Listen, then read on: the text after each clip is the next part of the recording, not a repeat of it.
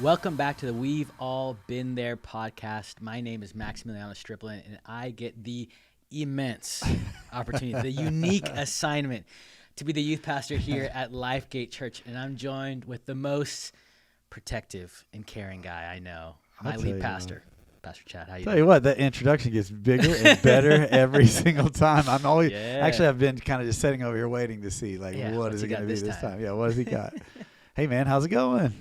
I'm doing good. Good, man. Yeah, me too. It's been a busy season. Yeah, it has. A lot of busyness going on, and I'm sure everybody that's out there listening or watching has probably experienced those seasons. Maybe you're in one of those seasons right now, and that's what this podcast is all about. We've all been there, so it's talking about stuff that we've all experienced before. And so many times, you listen to a podcast and you think, I don't know if I could ever measure up to that because they set the bar super high. Well, we set the bar low for you so that you can feel like you relate. Actually, we don't want to set the bar low, but we do want to say, hey, there's somewhere in the middle. Stuff that we all deal with, and we want to be able to be relatable out there. And we are coming out of a busy season. Man, It's just Easter was just a couple weeks ago. Yeah. And then we had a bunch of follow-up stuff to Easter. And then you had one night, one of the best nights you guys have had so far. Yes. And the youth group, pretty awesome. We'll celebrate that, yeah? Yeah, absolutely. Yeah, we had 120 people there in the room. That's awesome. Just super great night. Everybody had a great time. All our volunteers were there. We had 45 volunteers. That's just incredible. Super awesome. Yeah, so just a great event. Tons of students, tons of volunteers, tons of lives being touched. So that's so awesome, man. Super proud of you. And Easter was awesome too. I think it was a full house. Our highest Easter we've ever had. I think attendance-wise, either the highest or second highest. They were right there close together. But definitely highest since COVID, so that's pretty awesome. I remember having to pull out some chairs. We did. Last minute. Yeah. I was we had people parking all the way down the. It was crazy. Yeah. In neighborhoods. First two services were incredible. Second service was like crickets. Where'd everybody? They all came to the first two services, but that third service was. We took some chairs out. We didn't need all them chairs. Yeah, but man, it was really awesome. One of my favorite Easters ever, and so thankful for our team. But, coming out of that and the busy season that we are in and we have been in and continue to be in, we thought a great topic for us maybe and for those that are out there is talking about stress. We have all been stressed before. So how about you, Max? Have you ever had a season or a time in your life when you felt like super stressed? Tell us about it. Yes, absolutely. Most recently, just last month, I was pretty stressed out because I found out that the video on our podcast was we had some technical difficulties, and so we weren't able to use it. And so I'm a fixer. So I'm like, the moment I realized it wasn't working, I was like, what am I going to do? Yeah. And I felt like that was a good podcast too. Like we had really a great topic, and I'm glad we didn't try to do it all over again. Yeah, exactly. And so that was the thoughts. And I think I had 2 days before the month was over, and we like to get our podcast out by the end of the month. And so I was just like thinking, what am I going to do? Am I going to go? Because I remember on one of the videos we recorded, I don't know if we ended up using it or not, but I remember on one of the videos, I ended up coming back the day after and recording myself. I was gone. I was out of town or something. Yeah. I recorded myself pretending like you were in the room. Yep. And I'm telling you, that was one of the most stressful because I was like, I want this to be, and it was early on. So I was like, I want this podcast to be the best podcast ever. Yeah. And so anyway, so that's definitely when I was feeling stressed. And all the while, one night was like that Wednesday. Yeah, so you had all that going on at the same so time. I had all that going. I'm planning this big event. The podcast video didn't work, and I'm just like, I don't know how I'm going to make this all work in the span of 48 hours, and I got to get some sleep in the middle of that. I also felt like I remember graduating college, and I remember that month before I graduated, just not knowing where I was going to go. I mean, I was about to graduate my degree, and I had some possibilities out there, some people that I was going to start interviewing with and talking to, but there was nothing solid. And so I just remember being super stressed out about, am I about to go home after spending 4 years at Bible college and not have a job? Thinking I have a job lined up. And so, I was like, I don't want to go home and just get, stagnant there. And so, definitely feel stressed. Yeah, man. We've all been there, right? I mean, I think This is definitely a topic that relates to everyone. I've felt those moments of stress before. I was thinking like some of the most stressful moments as a lead pastor have been like I remember when we've done more than one building program, and I remember that. I especially remember the most recent one. It was the biggest building program that we had done before, and it's a stressful, busy season, and you've got your normal job that you're doing day to day, being a pastor and leading and studying for messages and doing all the stuff that you do. But then on top of that, like you become basically the building contractor. We did have a building contractor, but that building contractor was constantly asking me questions, calling, texting. He would just drop by the office sometimes, and he was a great guy, but he loved to talk. And so it'd be like, oh my goodness, and before you know it, you look up and most of the day is gone and you haven't got any of your normal work done. Yeah. And so that would be stressful. Or there was stuff that would happen like, because you're in the middle of a building project when it would rain or something. Well, we might get a leak in the roof because they hadn't, completely joined the roofs together yet. Or we had a season where, the building that we built was right on top of the current parking lot. So we had to get rid of the parking lot before we could build the building, which meant we didn't have any parking. So we had to park people down the street and shuttle them in. And it just was major hassle. And so that anybody that's ever led through that knows what I'm talking about. It's a very stressful season. I think other times, especially in work that are stressful is when there's some sort of crisis. There's been times when we've led through crisis. We had staff member who, had a moral failure. We had things like that where it's just like you got to lead through the middle of that crisis. And boy, that can be stressful. I'll tell you, though, that I think the thing that stresses me the most, which we'll talk a little bit more about it when we get kind of into the meat of the podcast here, but when there's relational conflict. Absolutely. I'm just one of those people that I care a lot about people. I care about what people think and care about their opinion of me. I care about if our relationship is good and strong and all those kind of things. And so when I get in those seasons where, like somebody's mad at me or I'm not sure if somebody, is frustrated about something or whatever, man, I'm telling you what, it can really cause me to lose some sleep and feel those moments of stress. So it's a big deal that so many of us face. Yeah, absolutely. And I think there's a lot of statistics that go behind, stress and how it affects our body. And I'm sure most people know this, but, in short bursts, like stress can actually be a good thing. It makes you more productive. It lets you focus more. But really, it's that chronic, it's that prolonged stress that really leads to health problems in our bodies. And so, it leads to things like blood pressure, that tie, heart disease, anxiety disorders, and then gastrointestinal disorders. Which I know I feel that. The rumble is in my tummy. Yeah. So I have some stats here. So in the U.S., more than 75% of adults report symptoms of stress, including headaches. 75%? 75%, yeah. Wow, okay. Yeah, including headaches, tiredness, or sleeping problems. 80% of U.S. workers say they experience stress on the job. Not me though. No. Oh, no. It's the most stress-free job ever, right? And the study was done, said the top causes of stress in America were coming in at 64% money, work 60%, the economy 49%, family responsibilities, personal health problems a little bit lower. And then this is really interesting. We can talk a little bit about this, but when asked to rate their stress levels out of 10, here's how the U.S. adults responded by age group. Gen Z, 6.1 out of 10. Millennials, 5.6. Gen X, 5.2.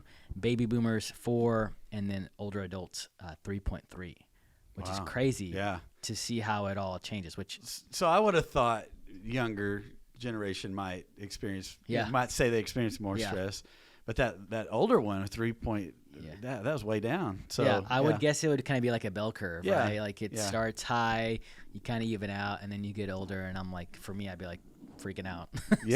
Well, you're gonna have more, typically as you get older, have more health issues and maybe more financial issues and things like that. So but less work usually if you're starting to get into retirement age and things. So that maybe takes some of the stress off. Why do you think the younger generations are experiencing more stress, or at least rating that they're experiencing more stress? Yeah, I mean, I am pretty confident that Gen Z is the first generation that is fully immersed with the internet. Yeah. Fully immersed with social media. And so while older generations, even my own, I mean, I'm a millennial, right? I think so. Yeah, I'm a millennial. I didn't have the internet or social media my whole life. Yeah. And so I kind of grew up in my formative years not seeing what the world, quote unquote, looked like, right? I was kind of tailored. And then I think now kids growing up are experiencing new levels of stress and exposure to things that they weren't meant to be exposed to. And even people's opinions that don't matter or shouldn't, they shouldn't care about. And so now the loudest voices and the most prominent voices are not our own, like their parents and stuff. And so, unfortunately, I feel like social media has done a lot of damage. Part of it. Yeah, definitely. And I think we also are. There's less of a stigma in talking about it. I think. Yeah. People are a little bit less of a stigma in talking about mental health issues, anxiety, stress, seeing a counselor, things like that. True, and so it could be, too, that they may not be actually experiencing more stress than everybody else, but they're more aware of the fact that they're a little bit more aware of their emotions, maybe. Yeah. I also wonder, I'm just wondering out loud right now, but as we get older, we still experience stress, but hopefully we learn a few things about how to deal with it. And so it might still be just as much there, but as we mature, we become a little bit more self-confident and things like that. And so the stress is still there, but it doesn't, maybe we learn how to deal with it a little bit better. And so maybe we wouldn't, because that was a thing, them rating themselves how much stress, That's true, right? Yeah. And so it could be that everybody's experiencing Equal a similar amount of stress, but we rate ourselves differently as to how it affects us. Yeah. So that could be part of it. But I think probably the biggest part of it is like you said, social media, the internet, all these things that, used to, you didn't know everything going on in the world. It wasn't right at your fingertips all the time. Yeah. And we've got knowledge that, is way more than what our brains were really meant to handle on a consistent basis. So it's a huge deal. It's a big deal in ministry. Yeah. That's what we do. And that's what, some of the people that are listening to this podcast are doing, or in leadership in some way. It's a big one. So I thought we'd just talk about what are some of the things that cause stress. Yeah. These are things that there's an exhaustive list. So I'm not going to give all that, but I just kind of put 3 that are big for me. Yeah. And I think I see are big for people in ministry and things like that also. And so the first one is conflict. I was mentioning that just a minute ago, how that's oftentimes a big cause of stress for me when there's any kind of relational conflict. And I'm sure most people can kind of relate to that, because when you are in conflict with someone, when there's turmoil at work, or when there's something going on with a family member, when it's something in your marriage, or a staff member, or your boss, or someone in church, or someone that you lead, someone that you're connected with in relationship, I don't know about you, but I know that it's hard for me to focus on other things when that's going on. You know, it's all I can think about. I lay in bed at night and I have to distract my brain from thinking about that kind of stuff, because it just weighs on me. And, it's like that passage in Psalm 55 I use quite often, but I think it's because I relate to it so much. Like if just some Joe Schmo out there that I don't really know is like mad at me or something, you're in traffic and somebody cuts you off or something, like, you get mad for a minute, but I get over that pretty quick. It doesn't really cause me stress. But man, when it's somebody that I have a relationship with, someone that I connect with on a regular basis, or talk to regularly, or see regularly, whatever, like it stresses me. And that's what David, I think, was talking about there in Psalm 55 verse 12. He says, if it were an enemy that was insulting me, like I could endure that. If it were a foe rising against me, I could hide. But it's you. It's a man like myself. It's my companion, my close friend, somebody that I enjoyed fellowship in the house of God. So it's like somebody I went to church with, or I worked with, or I did ministry with, or somebody that's in my family, or somebody that I'm close to. And, if it was just somebody out there that was an enemy, basically, I wouldn't stress about that. But man, like, it's stressing me out because of that. Sometimes it's not even the conflict that you are even in. It can just be conflict around you. in the environment you're in. It could be in your family, and your parents can't get along, or it could be at work and other coworkers aren't getting along, and you're like, I don't even have a dog in this fight. Yeah, right. But it still causes stress. Yeah. It's just that you're surrounded by it. That's what Paul was talking about Philippians chapter 2 when he's talking to the church of Philippi, and he basically goes, hey, he says, if you have anything in your heart for me, he says in verse 2, then make me truly happy by agreeing wholeheartedly with each other, loving one another, and working together with one mind and one purpose. Basically, he goes, guys, I don't care if you love each other, but if you love me, then at least agree with each other and get along with one another. And I know sometimes that can be, I know as a pastor, sometimes when I'm like, people in the church that can't get along, and then you find yourself kind of in the middle, and you're trying to get them to work through that. I've had those moments where I was kind of mediator in those type of things, and I'm just like, guys, can't we all just get along, because you're stressing me out. I think what you said was really funny before you said, for the love of Paul. Yeah, for the love of Paul. For the love of Paul. Can y'all just get it together? Come on, people. Yeah, man. I mean, what about you? You have any thoughts on that? Oh, man. Well, first of all, I was curious. In Psalm 55 and you don't have to know the answer. I just got curious. But is he talking about Jonathan? I don't know. Yeah, I haven't. I immediately thought. I've used that passage several times, but I've never really researched real deeply what that was. But yeah. Which, I mean, I just in this context of us talking about stress, it wasn't even, if it was, let's say if it was Jonathan, it wasn't even stress between him and Jonathan. It was stress between his dad, and sometimes that's what conflict looked like. You know, sometimes it's not conflict with the person, it's the person around them, Exactly. But yeah, I had a few thoughts. I just thought, in summary of what we just said, is if you care about it, you'll probably stress about it. Mm-hmm. I'm often stressed about my relationship with my wife, right? I want to do right by her. I want to love her well. And so sometimes there is conflict, and because I'm so caring about it, I want to be careful about what I say in the conflict. I also want to just mention, not all conflict is bad, right? In conversations with my wife where there is conflict, it's stuff that we need to deal with so that we can be better. Just because you never fight doesn't mean your relationship's healthy. That's right. And so I've had to learn that, because I used to be the person that was like, well, in my marriage, we've never fought, and I know couples that are healthy that have done that, and that's awesome. But I had to come to terms with just because we get mad at each other, we might have disagreements. We might have disagreements, and that's okay, because we're different people, and that's fine. Yeah, and we're not necessarily getting into what do we do about stress yet, but it gives me this thought of if there's something there's underlying conflict that you're not facing and you're not dealing with, but it's still there. That takes root. It just prolongs the stress. It makes the stress longer. I know that there's times I get I'm in some sort of conflict in a relationship, and I need to have that difficult conversation, and I'm crazy stressed about that difficult conversation, thinking about it, praying about it, going, oh man, that's coming up later this week and whatever. Yeah.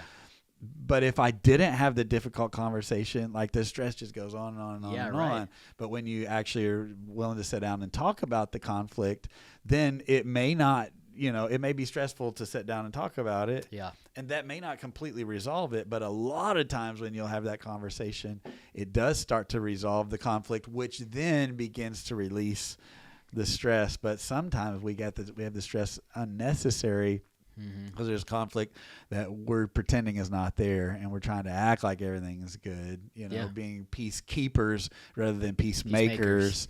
And what does that do? Just prolong stress for us and for other people. So sometimes we got to kind of lean into it when we have that conflict. So that's good. Second one I had is criticism. That's another big one.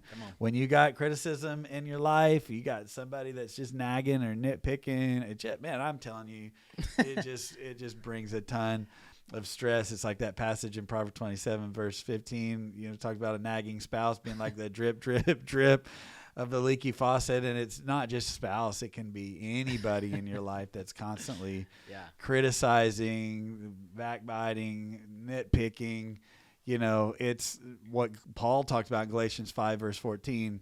The whole law can be summed up in this one command to love your neighbor as yourself. But then he says this. He says, but if you are always biting and devouring each other, then watch out. Beware, because you are destroying one another.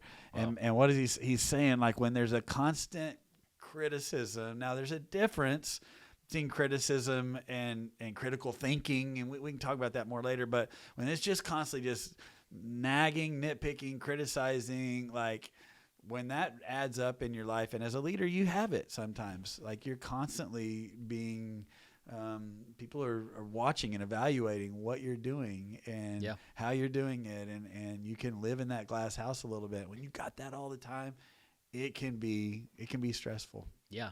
Haters gonna hate, you know. People love Players drinking. People love drinking haterade. You know, it's like it's the truth. And but so we're just gonna shake.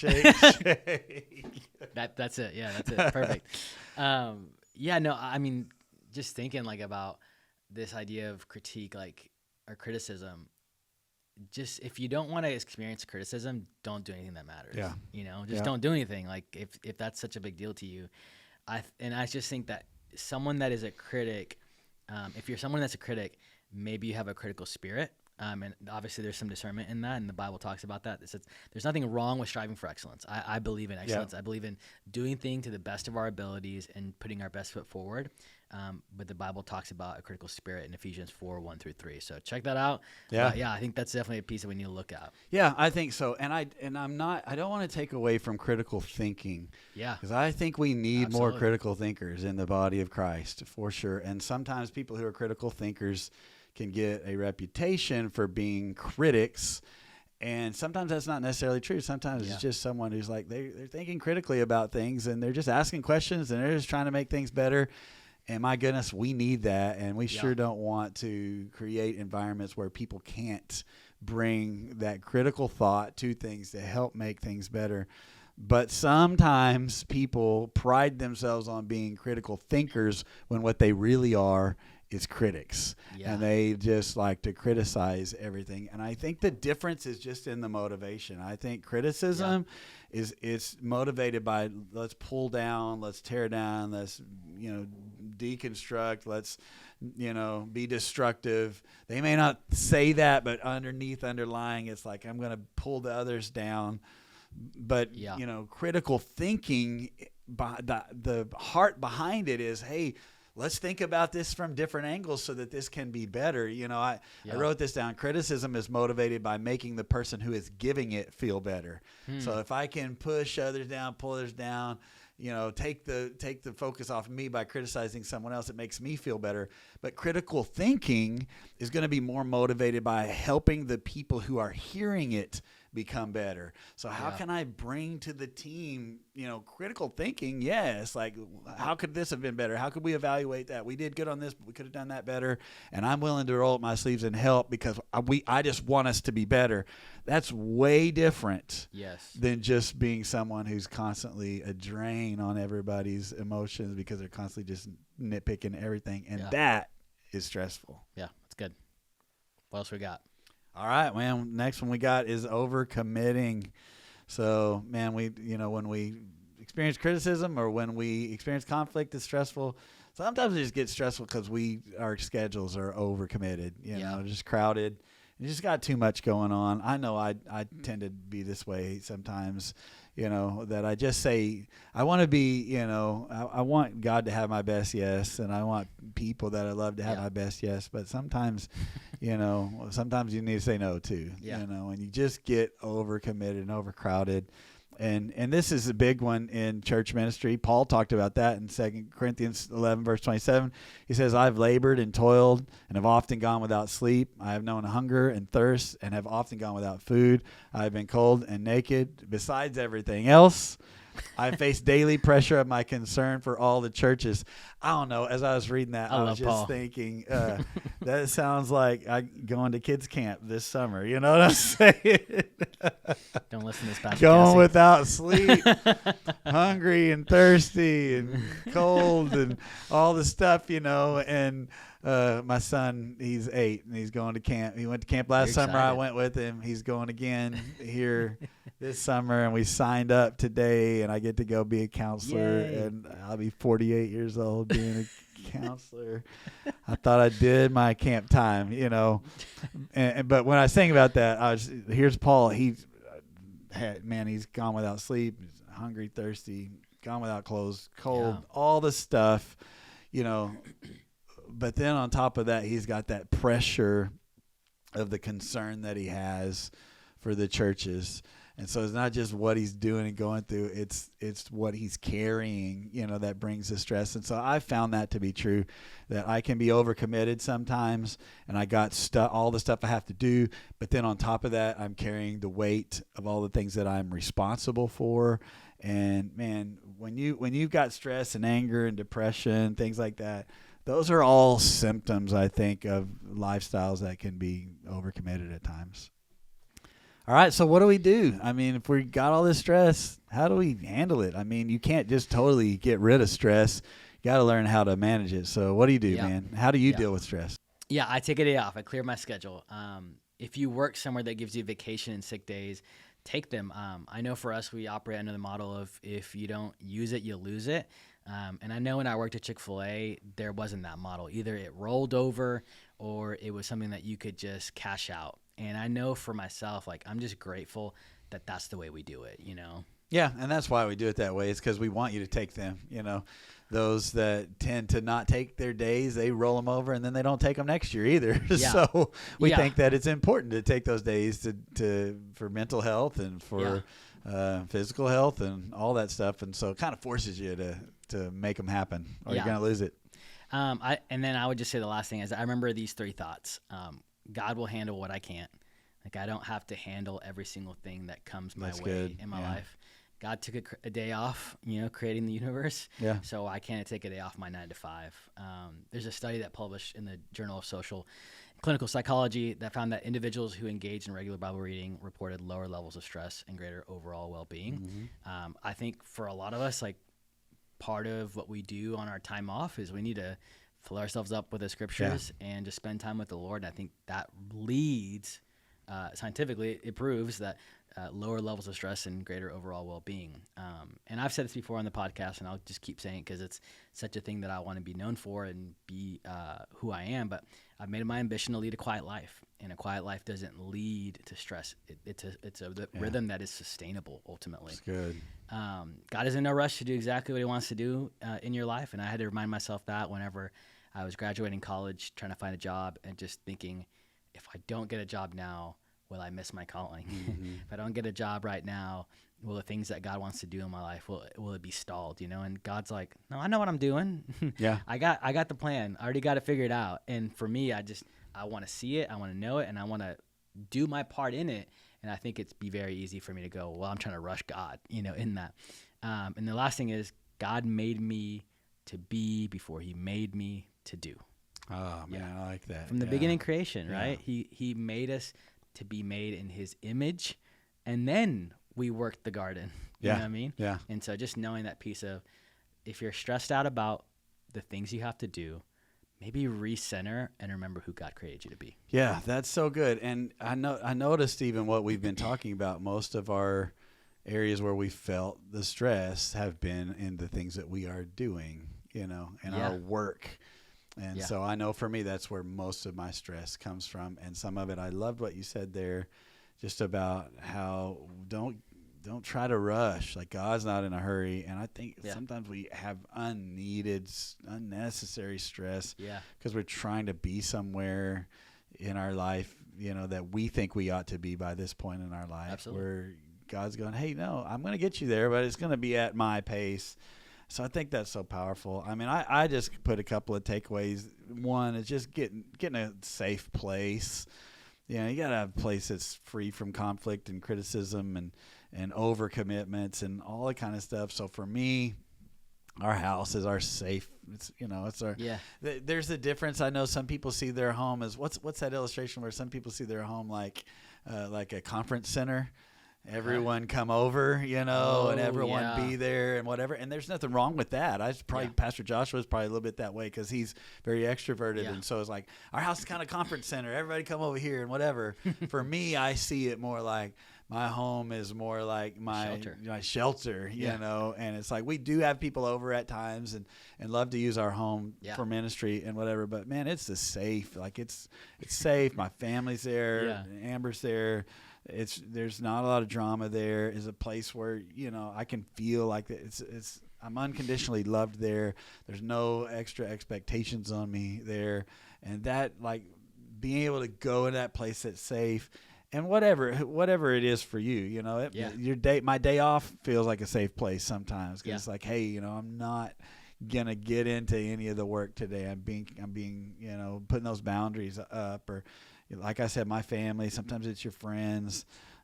You know, sometimes it's not a habit, but a hobby, or you know, an activity that you enjoy doing. Yeah. I mean, sometimes for me, my car is a safe place, and I just like to get in the car, put on an audiobook, or put on a podcast, or put on some music, go drive somewhere. You know, I enjoy that. Playing golf, things like that. That just kind of is a less stressful. It's like a peaceful away from the stress. So thoughts on that? Yeah, I mean, I would say for me, my safe place is a coffee shop. There you go. Yeah. I just feel very like at ease. I don't feel like there's anything like stressful in the environment. I feel like it's just people that love to make coffee. Yeah, and love smells it good. Smells good, Yeah. and sometimes I'll get a croissant, and that's even safer. There you go. That's some comfort food. Yeah, that's right comfort. there. I'm like, So ooh, this is nice. That's funny. That's funny. So, you know, find that safe place. Yeah. Secondly, you know, create that sustainable pace. Yeah. We talked about that. Sometimes we just got to slow it down. You know, we try to push to the end. I was talking the other day about the movie Cars, you know, where he's trying to win the race, and he's like getting there, and they're trying to tell him, you need a pit stop, and he doesn't pit, and then his tires blow out, and he doesn't make it across the finish line. And how many ministry leaders end up kind of being like that, because we're in that hurry, and we're trying to go at this pace that's unsustainable, and then end up burning out. So it's okay, you know, to slow down. It doesn't all it all needs to be done. Yep. But it all doesn't have to be done necessarily in the next 7 days. I think that was something I learned early on in ministry. Still trying to learn it, but hey, we're going somewhere as a church, but we're not going to be there next week. Like, you know, it might be next year before we get there. It's okay to pace that out and realize, hey, I'm going to be here a long time, and so let's continue to move forward and have urgency, but also have perspective. Yeah. I like what Mark Batterson says. He says we overestimate what we can do in a week, and we underestimate what we can do in a lifetime. And I think so many times we're focused on what we can do in a week. Yeah. When, you know, we also need to be having some perspective and focusing on where can we get in a lifetime if we pace ourselves and don't burn out, you know. Now, again, the tendency sometimes is to not have urgency. I don't mean that. Like, you want to be urgent about the things that matter and things that are important, but you also want to have some perspective and get some margin. You know, this thought that I had one time about, you know, when you read a book, and, you know, you open the book and it has this things called margins, as at the top and on the side and at the bottom, even between the words there's space, and the letters there's spaces. And imagine what that book would look like if it was just like all the way text, from the top to bottom, side to side, words scrunched together, no space and no margin. It would be really hard to read, very frustrating, and not a very enjoyable task. And I think that's where a lot of us are in life, is that we're frustrated, and the ministry that we're doing or the work that we're doing is not very enjoyable because it's top to bottom, side to side, no margin, no space is there to breathe. And when the space is there and you can breathe, it makes more, like, you can read the book and you understand a lot better.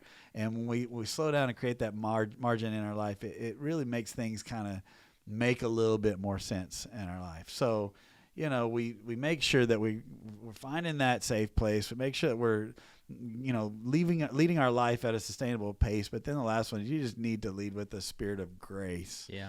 And that's huge. You know, I think giving ourselves grace and really mostly receiving God's grace. Yeah. When we can push so hard and get so stressed and feel like we're falling short, kind of like the Apostle Paul when he's like, man, I just can't seem to do it. I got this thorn in my flesh and I'm not measuring up and I'm falling so short. But what did God say to him in 2 Corinthians 12? He says, but my grace is enough. It's sufficient for you, because my power is made perfect in your weaknesses. And so I think when we get to that place of like just really resting in his grace, then sometimes it helps some of the stress. Yeah. Like, I'm not in a hurry. I'm not trying to be anything God has not wanted me or called me to be. I'm living at a good, living a quiet, making it my ambition to live a quiet life at a good, sustainable pace. Mm-hmm. And then God is just covering that with his grace. It's a supernatural thing. It's a grace thing. And when it gets down to it, you can have peace even in the midst of a stressful job and stressful world, because grace is enough. Yeah. I was just thinking, as you were talking about the sustainable peace part, just this idea of, for those of us who've been called to lead people in whatever position in ministry specifically, if God is speaking to you and he's giving you a vision of where he wants you and where he wants you to take the people, don't you think that same God, when you get there, will have a place for you to lead them next? Yeah. And so I think it's so easy for us to go like, well, if I don't get this done, if I need a rush to get this done. Yeah. But then you'll exhaust yourself to the point when you get there, God's like, okay, well, thank you. But I got something next I too. I have more for your life. Yeah. And I have even, and you're like, what a shame if we get there and instead of being excited that God's not done using us, that God's not done giving us something, instead we're like, oh, I'm so stressed out, I got to do something else, and I've already expended all that I have. Instead of being excited, we're exhausted. Yeah. So we miss it. That's so good. And I think it's that way, not just in like, where am I going to get, but it's just in every area of our life. Yeah. We have to hold it with an open hand and just go, God, like, whatever you have for me, you're going to get me there in your timing and in your way. And if I have some desire that's not being fulfilled or being met, and I'm all stressed out or worried or upset about that, like, well, God, if you want that for me, I'm going to have it. Yeah. And if you don't, then I won't. And if I don't, that will actually be what's better for me anyway. And so I'm just holding it all with an open hand. And that's way easier to say than it is to do when you're in the middle of it, you know. Sure. But it's such a great way to live, just letting his grace just be enough to cover all of it. So. Yeah. I just, my last thing that I would just leave people off with is I just encourage anybody to just do a self-evaluation, to check where they're at. I know for myself, I always used to think, oh, I never get stressed. I'm never stressed. I'm always like calm and collected, and I'm good. And I'm a hard worker, and I don't mind working hard and staying late. And my body just naturally has energy. Like, that's just the way I was born and the way I was made. And so it was very easy for me to pretend like I was different than everybody else. But my body told me something that my mind and my emotions didn't. And so just for anybody out there who thinks that this episode isn't for them, who thinks that, oh, no, I don't get stressed out, I would just challenge you to look at yourself and where you're at and see if your body is telling you something, your mind is telling you something, your emotions are telling you something, that the others are deceiving you. Yeah, that's so wise. Yeah. God gives us those signs. And like you said, the signs are different for everybody. But we have to become aware of where we're at and what we're doing, because that's the first step to then being able to manage and overcome those things in our life. So good, man. This has been a great episode. Love it. Yep. So thank you so much for joining us for the We've All Been There podcast. We can't wait to be with you again next month. And make sure and like and subscribe and share it with your friends and do all that stuff so more people can hear about the We've All Been There podcast. We'll see you next time.